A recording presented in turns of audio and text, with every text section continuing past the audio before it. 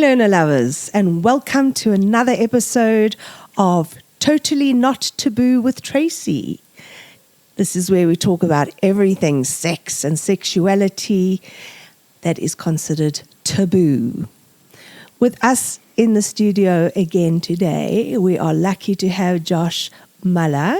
Again, we have had Josh before, and we love Josh because he's so entertaining and he loves to give us a whole holistic view of what he does, and we can learn so much from him.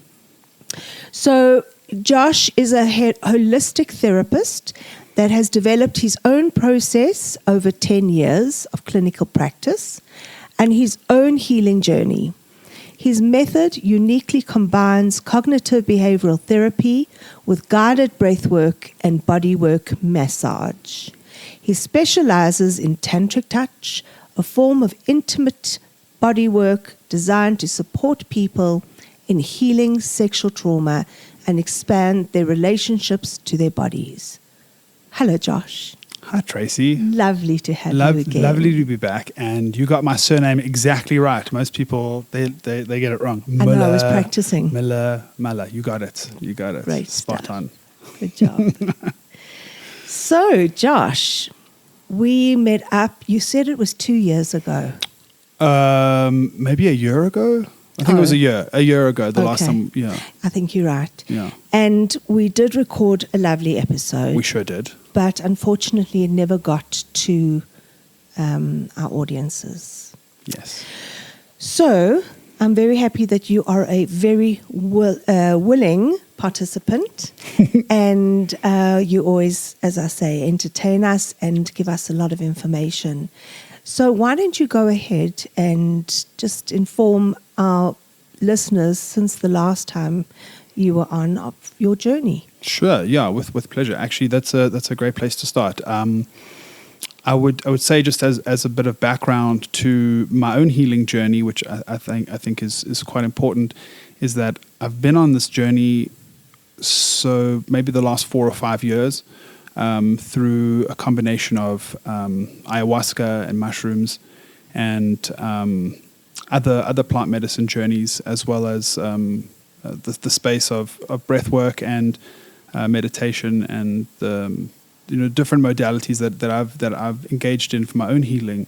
And I'd say something that's been quite profound this year in particular is that after studying with one of South Africa's great psychologists, Bushkin, I studied the anchor-based approach, which is where I get my cognitive behavioral therapy from. I've really started to implement those principles and practices into my own life. And it feels like over the last 4 or 5 years, I've been planting the seeds of healing. And this year, things have really started to flower, started to blossom. And the main part of that, I would say, is that I've created daily, consistent practices that have allowed me to really flourish in 2024. Sounds amazing. Can you give us some examples of how you introduce it into your daily life and with your... I think you use the word patience with clients. Yeah.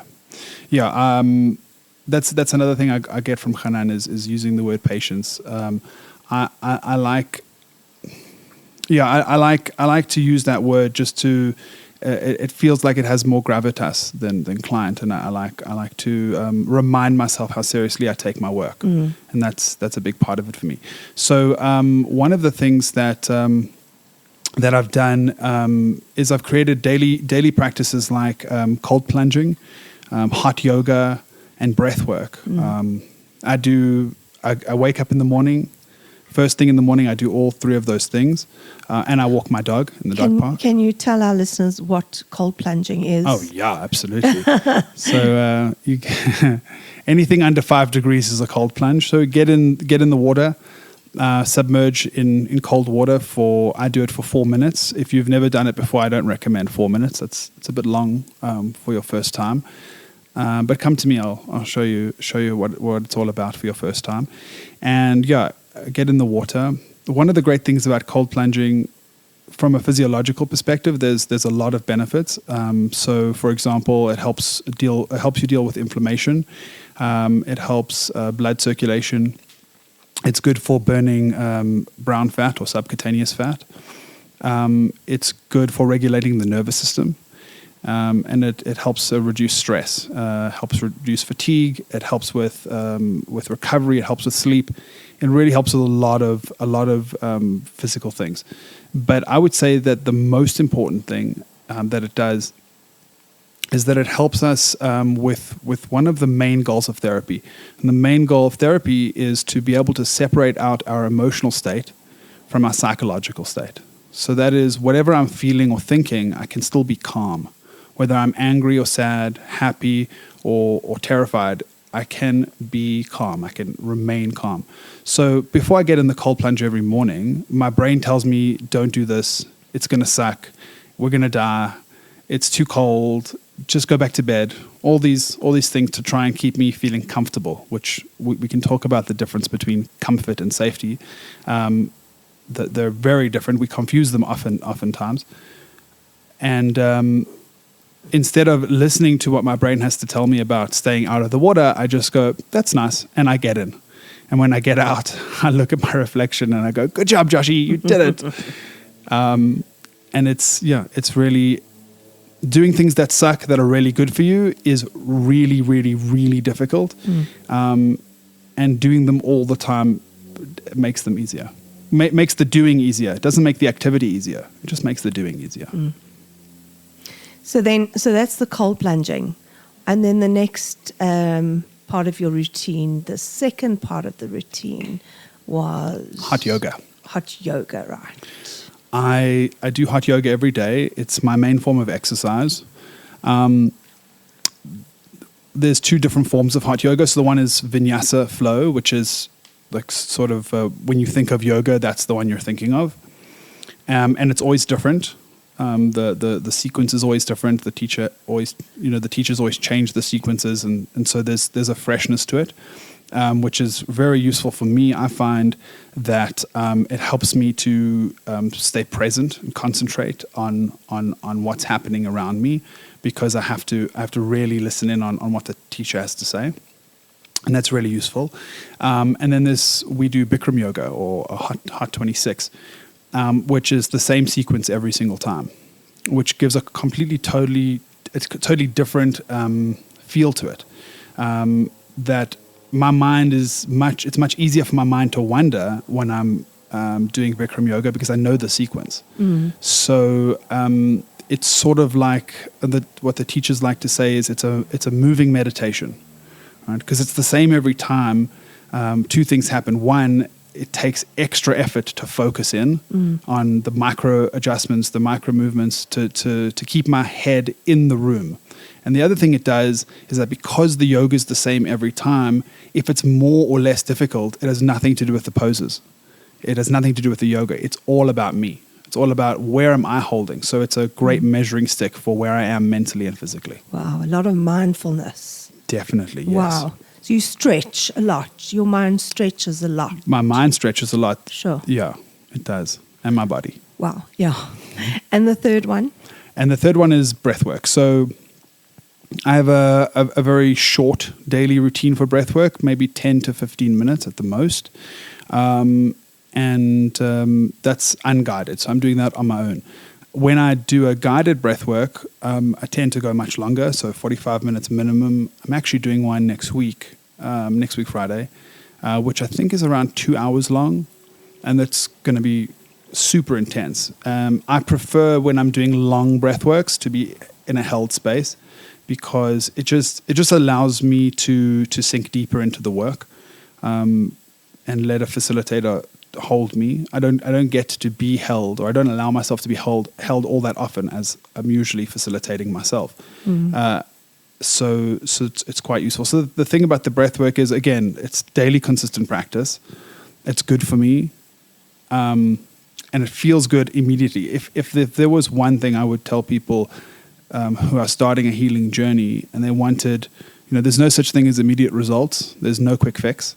But if you wanted a taste of a quick fix, do 10 minutes of breath work, and your life will change. And if you keep going and you create a consistent daily practice of it, your life will transform very quickly. Yeah. I love the breathing. Just calms the sympathetic nervous system down and activates the parasympathetic nervous system. That's exactly right, yes. So, Josh, that sounds incredible, and you're a very, disciplined person. And I know that for you, maybe it's not a discipline, it's a joy, because, all these things are good for you. Okay. There is joy. There is a lot of joy, for sure. I have a very joyful life. And I'd say that discipline isn't a thing you can be. It's a thing you do. Discipline is a verb. Yeah. I often hear people say that I was going to, but I didn't feel motivated. I'm like, well, don't rely on your emotions. Motivation follows action, and that's the thing about daily consistent practice, is that it's a structure that creates a space for joy, and it's important to find joy within the things that I do. But whether there's joy or not, I have to do it. And I guess I wish I had learned this lesson when I was a professional cage fighter. Maybe I would have had some more success in that arena if I had understood discipline then. But the best time to plant an oak tree is 20 years ago, and the second best time to plant one is right now. Outstanding. Good job. So let's talk sex and sexuality. Oh, yeah. And tantric massage. Let's do that. So tell me what it is that you actually do in terms of sexual healing in your touch work. Sure.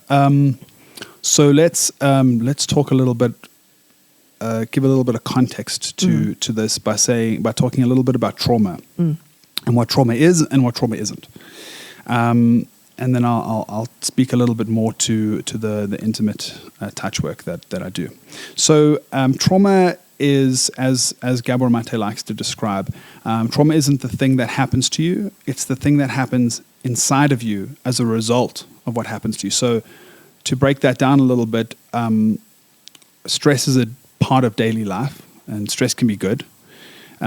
All traumatic situations are stressful, but not all stressful situations become trauma.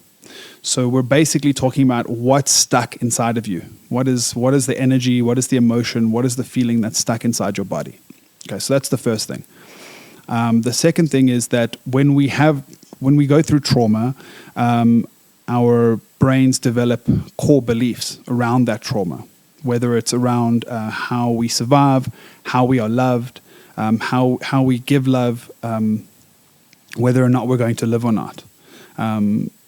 This is what happens as a result of our earliest experiences. And the only way that we know how to shift these core beliefs, these parts of our subconscious mind that basically you can think of it like you can think of it as the software or the operating system that runs your life. Okay, the only way to change a core belief that's developed with a bad experience is to have the opposite experience. So for example, if you were bitten by a dog as a child, you might develop the core belief all dogs are dangerous, which would keep you safe from that situation. So you can't will yourself into not being scared. You have to have a good experience with a dog. Play with some puppies, and the belief will start to shift. So that's the context. That's the background. So moving in specifically into sexual healing, most people. I heard a statistic that 1 in 4 women will experience sexual abuse in their life. And I turned to the person I was listening to this with, and I was like, "There's no ways. It's way more than that. Like it's way more than that. It can't be 1 in 4. It's every woman I've ever met in my entire life." Has had some kind of adverse sexual experience, whether it's sexual abuse or the conditioning they received as a young person. And the more I speak to men about this, myself included, there is, again, sexual abuse and sexual conditioning. It seems like it seems like I've never met a single person who does not have a story. Agreed. Okay. Completely. So when you have an adverse sexual experience that that usually brings with it feelings of shame, guilt, self-judgment, and fear.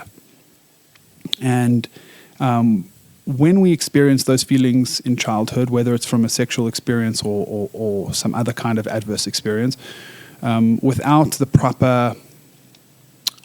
proper guidance from our parents, our nervous systems are just too immature to be able to process those feelings on our own.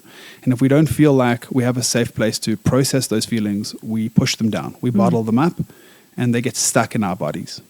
So what I do in Tantric Touch, through a process that begins with the talk therapy or the cognitive work, that uses breathwork to allow my patients to move into their bodies, right? Reconnect with the parts of them that they've disconnected, and then through intimate touch, they're creating. They're reshaping their core beliefs around sexual experience. So whether that's being taught how to communicate their boundaries, okay, I do like to be touched here, I don't like to be touched there, please stop, please do, right? Learning that they actually can reclaim their power, reclaim their sexual power. Or whether it's someone who's going through a de-armoring process. So we hear this term, I don't know if you've heard of the term, I'm sure you have, the term vaginismus. Of course. So for those uninitiated, it basically means that the yoni, the vagina, doesn't open to penetration. And so, of course, I hate that word. I hate vaginismus. Just that word, it grills me because it is a medicalization or they're turning a totally natural coping mechanism into some sort of disease. There's a reason why the yoni is closed in the first place, and it's usually trauma. So someone could go through a process in which they are learning to open because they're starting to gain a sense of their own power, a sense of their own control, and a sense that they're safe, safe and that they're loved. Right, completely. So, and I see a lot of vaginismus clients, and and as you said, it's very much trauma-based and based on a negative experience where there was no consent. Exactly. Yeah. Yeah. So, Josh, then the healing, the sexual healing, if you can just be a little bit more specific. Sure. With pleasure. We'd like to try to imagine what happens. Yes, okay. Yeah. So given we are in an experience that has followed the steps, and we're at the point of doing the intimate bodywork itself, then what I tend to do is, having discussed boundaries and intention and really set the scene, then we're going to move into a form of intimate bodywork. So what we're going to do is start with a full body massage, which is slow, sensual strokes that ultimately what we're doing is we're building the energy of arousal. We're building sexual energy in the body. And we're building to a point of working with the genitalia. So for a woman, we're working with the yoni. So she's naked? Naked. Okay. Fully? Fully naked, but covered with a sarong as we begin the process. And it's sort of its own de-armoring process. So we start with the sarong. It's like armor. It creates a sense of safety, and it creates an opportunity for the woman's body to respond to my touch. And if there's a lack of feeling safe, then that sarong is there to protect. And then there's a communication that happens. Are you feeling? How are you feeling? Are you feeling safe? Would you like me to continue? And if I'm not getting the kind of feedback that is absolutely yes, please continue, then I stop, and we reassess. So nudity obviously is a very vulnerable space to be in, and so we work very very gently with that, and the sarong really helps with that process. So you work with like soft strokes, up and down the body, and you move onto the genitalia, to the yoni. Yes. And would your client experience an orgasm, or?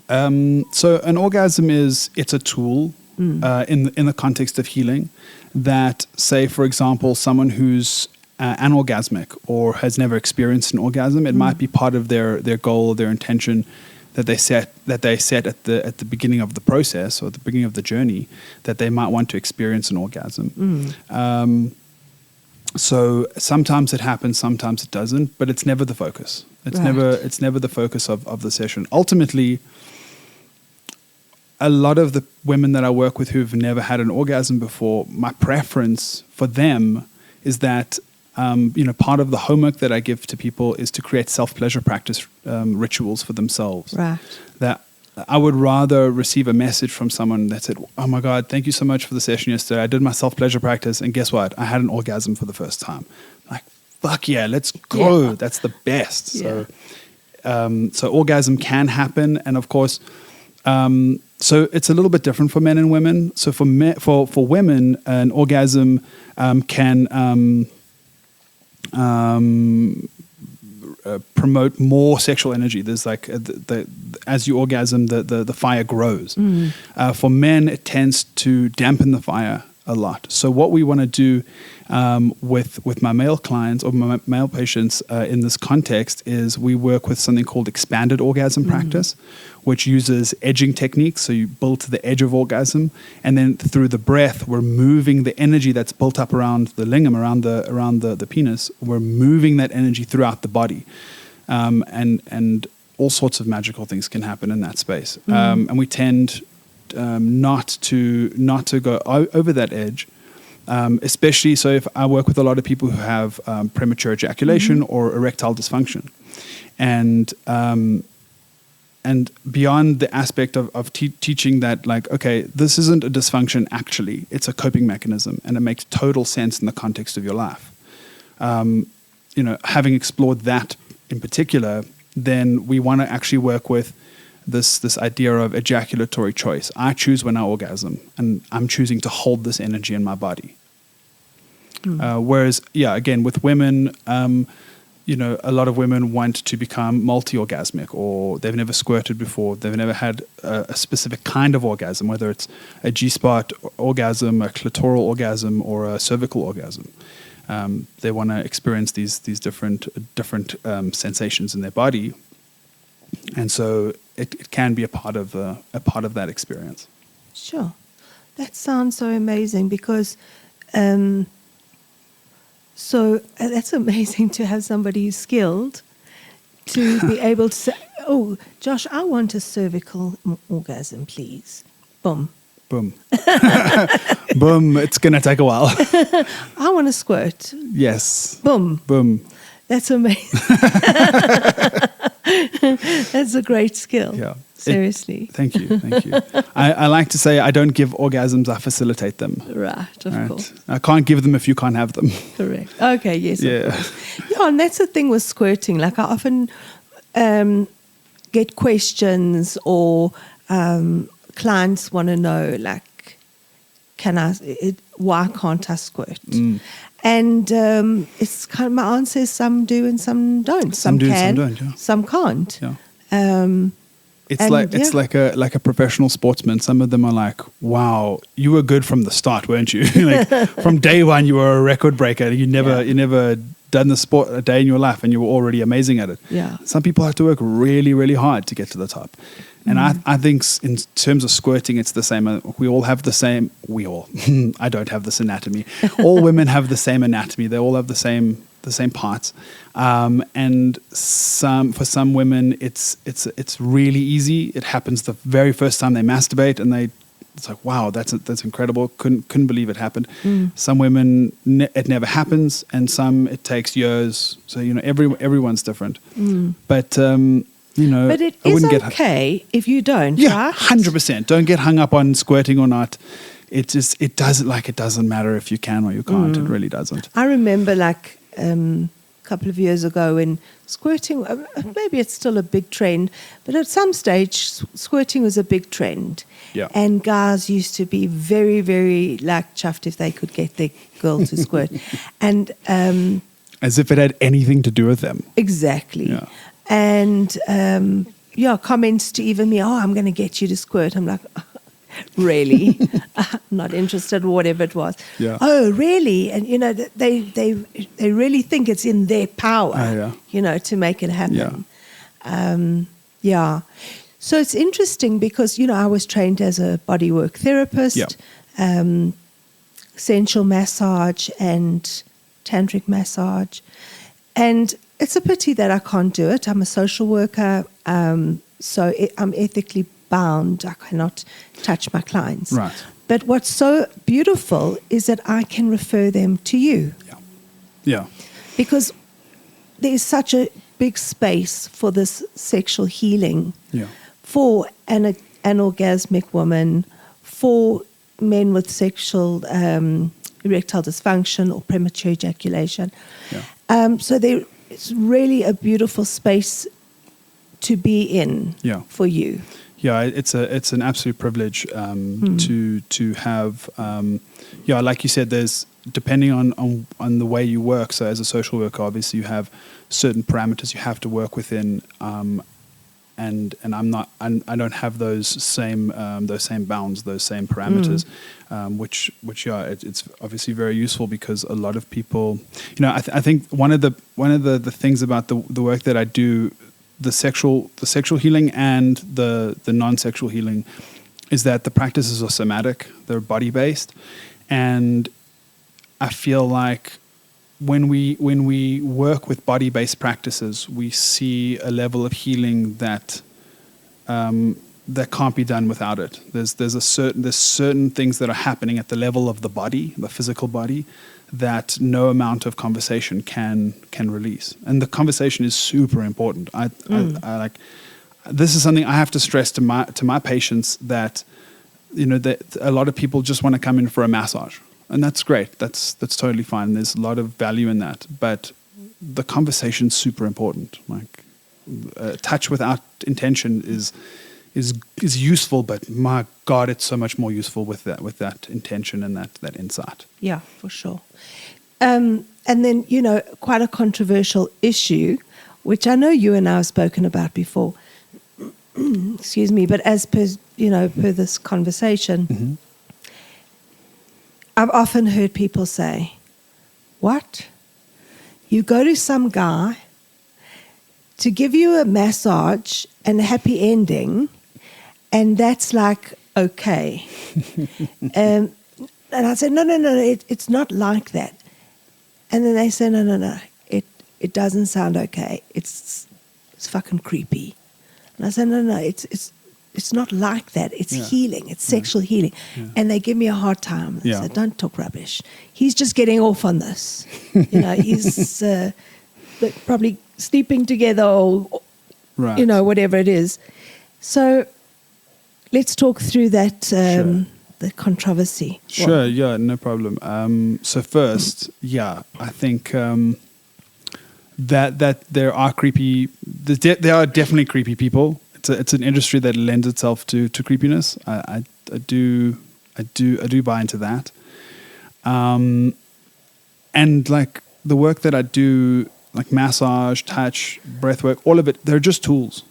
They're just tools. They're neutral. They're not good or bad. They're just tools. And you can pick up a hammer and you can build a house, or you can bash your brains in. Like it's the tool is neutral. As far as at the beginning of this work, when I first started doing this work, I was a very different person. And there is a school of Tantra that promotes sexual healing through shared experience. And over the years, I've moved away from that. I create a space of safety and a very boundaried space where my ego is left at the door, and my there's no reciprocation, there's no mutual touching. It is a space that is dedicated to the person that is receiving the healing. You were saying shared experiences. Yeah, so like a shared experience would be like a mutual experience, like where there's like reciprocation. So that's not something that it's something that I used to allow in my practice years ago, and it's something I've completely moved away from. And the universe loves to test me by sending me people like, hey, I'd like to bring my wife for a massage. How much do you charge to have sex? I'm like, I don't do that. But thank you. Thanks for thinking of me. But that's not the work I do. Yeah. Yeah. Yeah, and I've watched the changes in you over the years. I think we first interviewed, I think it was maybe about 4 years ago. 4 years ago, Yeah, something like that. Yeah. There's definitely been a huge shift in boundaries and mindfulness and Thanks, growth. Trace. Yeah. Thank you. I appreciate that you noticed that. Yeah, no, for sure. So Josh, for our clients who are really happy for me to refer them to you, how long does it take you to get into a bodywork session? So it really depends. Every case is unique. So I'll sort of talk you through the process or my way of thinking on this. Because some people arrive on day one, they've either been in therapy for years, or they've done mindfulness practices, or they're just in a space where they're ready to receive touch. So you might receive intimate touch on your first session. It's very unlikely, or it's very rare at least, but it is possible. And this also is, I think, one of the main differences with men and women, that the men who come to see me are generally ready for intimate touch more so than the women. I always start with a free consultation, 15 minutes over the phone, just to sort of gauge where a person's at and to set up a first appointment. So normally, I would say if someone's coming to me cold, they've never received therapy before, they've never done anything, so we do at least 2 sessions without touch, without intimate touch, and by the 3rd or 4th session, we could be moving into intimate touch. Now, I've had patients who have been with me for 10 sessions, and on the last session, we worked with intimate touch. And I've had it be the other way around as well. So, every individual is different. We want to create a sense of trust and safety. And I'm just reminded of the difference between safety and comfort. We don't want to be comfortable. I want my patients to be as uncomfortable as possible, but I want them to feel safe. So there's a big difference. Safe is I can explore the discomfort, right? I can explore the depth of my being. Nothing bad's going to happen to me here. Comfort is I don't have to do anything. I can just be warm and cozy under my blanket where the world can't hurt me. So we want to create that sense of trust and that sense of safety before we move into intimate bodywork. And I'll say one last thing on safety. The sense of safety isn't just I feel safe in this moment. It is I feel safe in returning. That is super important. It's this idea of the difference between boundaries and desires. That if my boundaries are set close to me, then I can work within that and I can allow my desire to flourish. But if I don't set the boundary, or I set the boundary too far out, then the desire, as it builds, it might go over the boundary. So what will happen is, in the moment, you decide, man, I'm feeling so aroused. I really want a yoni massage, and then you have a good time, and it feels really great, and it feels like it's healing. And then a day later, you've come down from this high, and you sort of feel, I wish I hadn't done that. So that's one of the reasons why we tend to delay the intimate body work, is because we want to create that sense of safety, and we want your boundaries to be about you, and not about you in the moment, but about what's good for you. Yeah. I remember my very first experience with Tantric massage. I was a student learning intimacy coaching. Yeah. And I arrived for my first massage. And there was very little boundary talk or consent or, he was actually an instructor. But anyway, and he went straight into the Bodywork. And I kind of knew why I was there. I wanted to experience these things since I was going to be doing it. And it was looking back on it in retrospect, years later, it was quite hectic, just to get on the bed and experience all these sensations and not quite knowing my boundaries and his boundaries. Well, he did give me some sense of boundaries. Right. I'm lucky though that I didn't later feel guilt or shame because I was at a stage in my life where I was open to learning. Right. But there's got to be some kind of consultation, a discussion about boundaries and safe words and things like that. 100%. Yeah, it's like a bit of Russian roulette otherwise. No, it's serious. Yeah. You've reminded me, you said safe word, so you reminded me of another aspect of the work that I do, which is which I'd love to talk about, is the therapeutics of BDSM. So I do rope bondage. Yes. As part of the work that I do, and it's an incredibly powerful somatic practice because it's very deeply, you get to really attach and connect to what's happening in your body. Tell me more. Yeah, with pleasure. Yeah. So there's a couple of aspects that are really fascinating to me. So the one, we spoke a little bit about this earlier, was about reclaiming power. So a lot of people who enjoy BDSM or enjoy being spanked or being tied up, you might have, say, experienced being hit as a child, spanked as a child as a form of punishment. And in that space, you had no control over whether or not you were going to be hit. And you had, you were literally being punished, right? So in the space of BDSM, there is this reclaiming of this power. You're choosing to be hit. You're choosing to move into that space. And so that reclaiming of the power of who's actually in control is all important in this healing process. If you were hit as a child, you may have frozen. Instead of going into fight or flight, because you can't fight back, you're too small, and you can't run away, you can't fend for yourself. So you freeze. Those emotions get stuck in your body. And when we receive spanking in the context of BDSM, it's an opportunity to complete that trauma response. You're choosing to be in that. Another aspect of the BDSM that is deeply healing is this idea of surrendering control.